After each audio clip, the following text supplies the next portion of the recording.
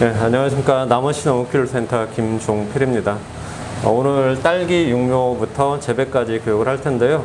요거는 1시간에 오늘 끝내야 되는데 될지 모르겠어요. 육묘만 해도 몇 시간이고 재배를 따로 해도 또 몇 시간인데 아무튼 최대한 압축해서 1시간에 마무리할 수 있도록 하겠습니다.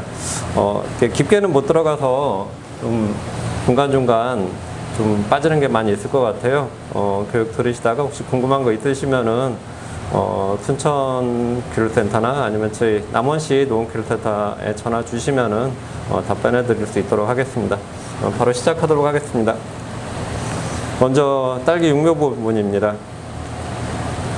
딸기 순천에 상당히 육묘 많이 하시잖아요. 육묘 하시는 분들 그리고 딸기 재배하시는 분들은 요거 정말 공감하실 거예요. 채소는 묘농사가 반농사다고 하는데 딸기 같은 경우는 거의 뭐 전부라고 보셔도 될 거예요. 그래서 딸기 육묘 재배하시는 분들은 육묘를 그만큼 중요하게 생각하시고 좋은 묘 구하시려고 많이 애쓰고 계실 겁니다. 육묘 프로그램 1년 과정이라고 생각하시면 돼요. 재배하시는 분들은 보통 모주 생산을 딸기 정식하고 나서 10월에 보통 하시고요. 그 다음에 순천처럼 육묘를 주로 하시는 분들은 육묘 후기 때 7월 달에 내년 뜰 모주를 생산하는 경우가 많죠. 요거는 주로 이제 이 프로그램은 딸기 재배하시는 분들이 하는 프로그램이라고 생각하시면 됩니다.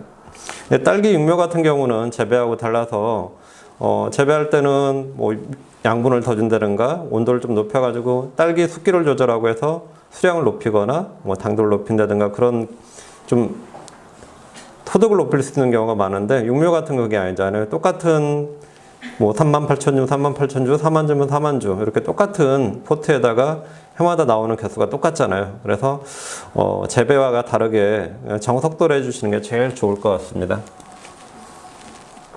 육묘가 뭐 예전부터 노지 육묘도 있고 차근 육묘도 있고 삼목 육묘도 있고 지금도 이 방법들이 다양하게 쓰이긴 하는데 제일 많이 하는 방식은 요거일 것 같아요. 순천 외서에 제일 딸기 육묘 많이 하는 거로 알고 있는데 요 방식이 대부분일 거예요. 지금은 농가들이 차근 육묘도 해보고 삼목 육묘도 해보고 해보시다가 결국은 이 방향으로 돌아오시더라고요. 그래서 비가림으로 고설 벤치 활용해서 포트 활용하고 관비가 활용해서 양육 육묘하는 거.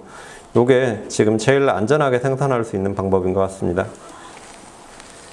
먼저 모주 생산인데요. 모주 생산하는 방법이 좀 전에도 말씀드렸지만은 육묘만 주로 하시는 분들은 주로 육묘 후기에 6월 말에 런너를 다 꽂잖아요. 꽂고 나서 7월 초에 추가로 나오는 묘를 삽목을 한다든가 대롱이를 달아서 내년 모주 생산하는 방법이 있고요. 두 번째는 재배를 주로 하시는 분들은 9월 중순에 정식하시잖아요. 정식하고 나서 10월 달에 나온 런너를 활용해서 삽목을 하든가 대롱이를 달아서 내년 모주로 쓰는 방법. 크게 이렇게 두 가지로 활용을 하고 있습니다. 예전에 월동 모주는 예전에 하우스에 그냥 두던가 노지에다가 비닐 깔고 포트치 해가지고 비닐 씌워놓고 이렇게 해서 많이 저장을 했었는데 최근에는 다 그렇게 하다 보니까 뭐 비가 튀고 흙이 튀어가지고 병이 오고 그러다 보니까 많이 말라 죽기도 하고요. 그래서 요즘에는 저장고에다 많이 들어가고 있습니다. 그래서 12월부터 3월 초 정식할 때까지 저장고에 주로 입고를 하고 있습니다. 이 방법이 이제 주로 육묘만 하시는 분들이 7월 초에 6월 말부터 7월 초에 추가로 나온 런너들을 이렇게 여기 소주컵인데요. 소주컵을 활용한다든가 대롱이를 활용해서 내년 모주 생산하는 방법입니다. 남원 같은 경우 이렇게 소주컵 활용하는 분들이 상당히 많이 있거든요. 소주컵에다가 상토를 적셔서 담은 다음에 이렇게 런너 핀으로 이렇게 고정해주면은 물이 마를 때쯤 되면 뿌리가 한 5, 6cm 정도 나옵니다. 요거를 가져다가 포트에다 담아서 뿌리를 내리게 해서 내년 모주로 저장하는 방법입니다. 두 번째 하는 방법들이 딸기 재배하는 분들인데요. 딸기 고설 재배하는 분들이 정식하고 나서 10월 초쯤 되면은 이렇게 런너가 많이 쏟아지는데 여기서 런너를 대롱이 포트를 달아가지고 내년 모주를 생산하는데요. 이거 모주 생산하실 때 정말 주의하셔야 될 게 어떤 분들은 런너가 정말 많이 나오는데 한 주에서 2개, 3개씩 다는 분들이 있는데 그렇게 생산하시게 되면은 아무래도 런너가 많이 나오다 보니까 양분이 런너로 많이 뺏기게 되는데 그래서 2, 3개씩 달면은 일화방 수량이 상당히 떨어질 수가 있습니다. 그래서 한 주당 런너 하나 이상은 달지 마세요. 그리고 2차 런너 나오는 것도 따버리시고요. 꼭 쭉 정리한 다음에 런너 하나씩만, 한 주당 하나씩만 나르시는 게 제일 좋습니다. 요거 말고도 위에 이제 대롱이 포트로 하는 방식이고요. 그다음에 토경하시는 분들은 이렇게 비닐 포트로 해가지고 비닐 컵 포트로 받으시는 분도 있고요. 왼쪽 아래쪽에 있는 거는 오아시스라고 하는 건데요. 예, 꽃집에 가면 꽃꽂이 할 때 이렇게 스펀지처럼 돼가지고 물 먹이면 물 먹는 거 있잖아요. 깍두기처럼 된 걸 팔고 있어요. 그래서 요거를 물에 적셔가지고 런너 핀으로 이렇게 꽂아 놓으면은 뿌리가 내리는 방법. 이렇게도 활용하고요. 그다음에 오른쪽 아래쪽은 제일 이렇게 한꺼번에 많이 하실 때, 그러니까 많은 수량을 내년에 생산해 보겠다 하는 분들이 런너를 쭉 잘라가지고 탑보관하는 방법. 이 방법으로 제일 많이 활용하고 있습니다. 그 중에서 제일 많이 하는 게 대롱이 포트 달아서 하는 방식일 거예요. 그래서 농가들 재배하시는 분들, 그리고 자가용묘장 가지고 계시는 분들은 거의 다 이런 대롱이 포트 몇백 개씩은 다 가지고 계실 겁니다. 그래가지고 런너 나오는 거에다가 하나씩만 달았잖아요. 보시면은 이런 식으로 탕토 적셔가지고 달아서 걸어놓고 런너핀으로 고정해 놓으면은 뿌리가 잘 내립니다.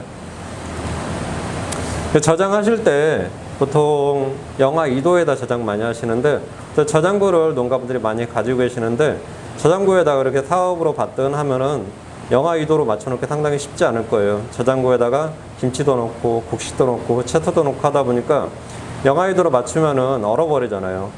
딸기 같은 경우는 영하 2도에 모주를 저장했을 때 런너가 제일 잘 나오고 생육이 제일 좋은데 굳이 영하 2도가 아니더라도 뭐 0도나 1도, 2도, 5에도 크게 문제는 없어요. 태육이 조금 떨어지는 것 뿐이지 크게 문제는 없고요.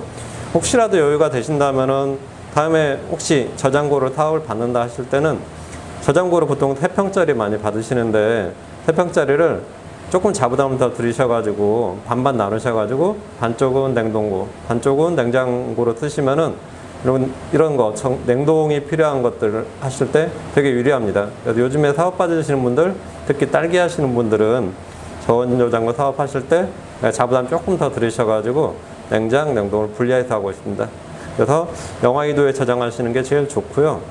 저장 기간은 보통 3개월에서 4개월인데 저희가 보통 3월, 예전에는 3월 한 20일경에 딸기 모주 정식을 했었는데 최근엔 점점 빨라지다 보니까 3월 초 정도면은 다 정식 많이 끝나시는데 그러려면은 12월 초, 늦어도 12월 초에는 저장이 들어가야지만이 3개월 이상이 저장이 되는 겁니다. 수분 함량은 30에서 50% 정도인데요. 요거는 30에서 50% 되게 애매하잖아요. 근데 포트에서 뽑아서 들었을 때 되게 가볍다는 느낌이 들어야 돼요. 약간 이렇게 포트가 뽑았는데 상토가 물기가 있어서 약간 무겁다는 느낌이 들면 50%가 넘거든요. 그래서 뽑았을 때 흔들었을 때 물기가 하나도 없네 라는 느낌이 들 정도의 무게가 적당합니다. 그래서 저장하실 때는 모주 준비하는 거는 11월까지 완료를 하시고요. 저장하실 때는 공간이 많이 필요치는 않아요. 까만 비닐봉지나 뭐 하얀색은 상관없고요. 빛이 안 들어가니까 저장고는 여기다 100개나 150개 넣고 그리고 노란색이나 플라스틱 상자 있잖아요. 거기다가 넣어가지고 층층이 쟁여놓으면 되니까 공간은 많이 필요하지는 않습니다. 그래가지고 12월 초, 늦어도 12월 초에 정식해서 저장 들어가서 3월 초에 꺼내가지고 정식하시면 됩니다. 이렇게 하면은 뭐 노지에서 쓸 때보다 얼어 죽을 일도 없고요. 그 다음에 뭐 병에 감염될 일도 없고요. 그러니까 잊어먹고 있으셔도 되는 거예요. 보통 이제 11월 달 되면은 딸기를 재배하시는 분들은 온도를 잡으니까 잎이 계속 나와서 녹색인 상태가 되는데요.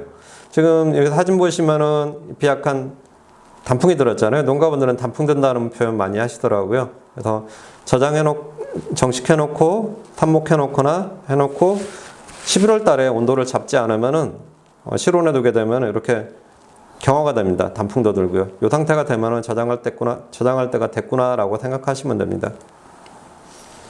아까 수분 함량 30%에서 50% 정도 말씀드렸잖아요. 삽목이나 그 다음에 대롱이 포트 달아가지고 하신 다음에 수분 함량이 애매할 때는 물을 전날에 준 상태에서 이렇게 뽑아가 날씨 좋은 날 기준에 아침에 뽑아서 이렇게 쭉 눕혀 놓으면은 하루만 두면은 물이 살짝 마르거든요. 그러면 얘네들을 들었을 때 살짝 가벼운 상태가 됩니다. 이 상태가 수분 함량이 50% 이하라고 보시면 됩니다. 이 상태로 저장하시면 돼요. 뿌리 보시면은 상당히 좋잖아요. 이 정도 뿌리 상태면은 내년 모주로 상당히 좋은 거죠. 수분 함량을 적당히 맞췄을 때 이게 이듬해 3월 달에 꺼낸 거거든요. 그럼 서로 안 붙어 있잖아요.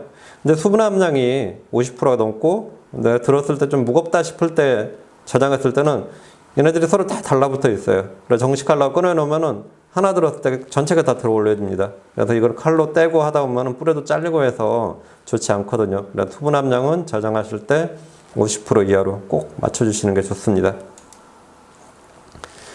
그리고 여기 보시면은 병처럼 이게 3월달에 정식하고 나서 이파리가 그 바이러스 걸린 것처럼 아니면 세균성 모문이병 걸린 것처럼 이렇게 알록달록하고 있는데 이게 병이나 그런 게 아니라 요거는 수분 함량 잘 못 맞췄을 때 이런 게 제일 많이 나오는데 특히 대롱이 포트 달아놓고 온도를 계속 잡아주면은 새로운 이파리가 계속 나오잖아요. 근데 어린 잎은 세포가 상당히 커요. 웨포가 크다 보니까 막 잎이 나오고 있는 상태에서 저장이 들어가게 되면은 물이 얼면은 팽창이 되잖아요. 그러다 보니까 이렇게 세포가 다 터지는 경우가 발생합니다.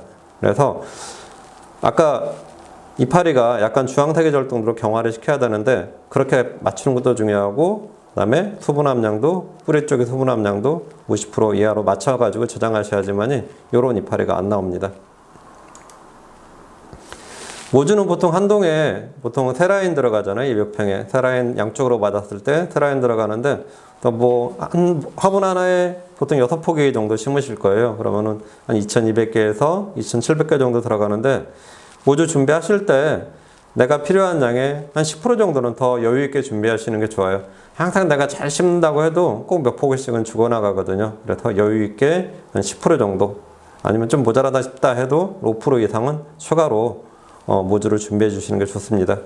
그 다음에 잠을 생산하실 때는 보통 이제 자가임무 하시는 분들은 큰 포트를 쓰다 보니까 200평 기준에 38,000개에서 40,000개 정도 이렇게 생산하시고요. 그 다음에 내가 팔려고 하시는 분들, 주로 이제 순천 쪽이 외서 쪽이 이제 주로 판매를 많이 하시는데, 포트를 좀 적은 포트 많이 쓰시더라고요. 32구짜리, 36구짜리. 이렇게 쓰시면은 보통 한 동에 5만 주 정도 나온다고 생각하시면 됩니다.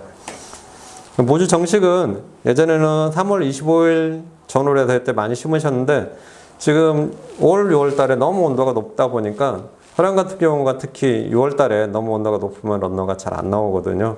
그래서 농가분들이 며칠 빨라지다가 최근에는 3월 10일 정도면 거의 다 정식이 끝나는 걸로 알고 있습니다. 그래서 그래도 늦어도 3월 25일 이전에는 꼭 정식할 수 있도록 준비해 주시는 게 좋습니다. 상토 같은 경우는 요즘에는 딸기 전용 상토도 정말 많잖아요. 딸기가 돈이 되다 보니까 상토 업체도 상당히 많이 생기는 걸로 알고 있어요. 저희도 사업을 해보면은 한 30농가 상토 이렇게 신청받아 보면은 업체가 대여섯 개씩 나오더라고요. 그래서 상토 회사다 상당히 많이 나오고 전용 상토가 잘 나와 있어서 이 밑에 이런 기준들을 잘 맞춰서 상토가 생산이 되고 있습니다. 그 육묘상자는 예전에는 스트롬폼 베드도 쓰고 천막지도 쓰고 했는데 요즘엔 거의 다 화분 쓰시는 것 같아요. 대부분 화분 쓰시는 게 옆으로 병도 전이도 안 되고 해서 대부분 화분을 쓰시고 있고요. 자매 포트는 24구부터 49구까지 상당히 다양한데요. 좀 전에 말씀드렸다시피 자가육묘 하시는 분들은 주로 적은 포트 24구에 39짜리 주로 쓰시고요. 판매를 주 목적으로 하시는 분들은 39에서 49짜리 이렇게 많이 쓰십니다.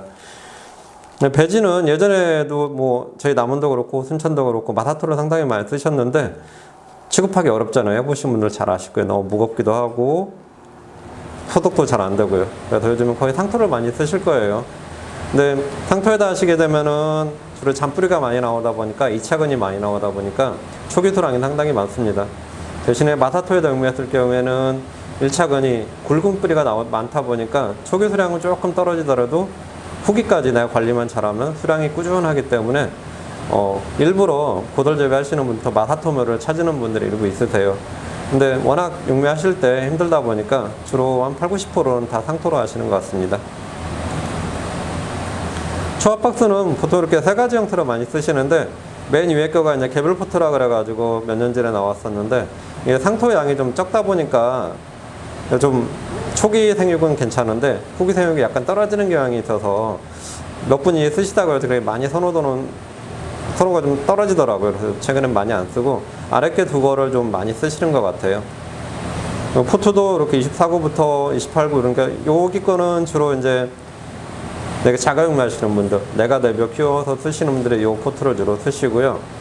여기 같은 경우는 39짜리까지는 이제 작업용 하시는 분들이 많이 쓰시고 36구나 49 이런 거는 주로 이제 팔려고 하시는 분들이 많이 쓰신다고 보시면 됩니다.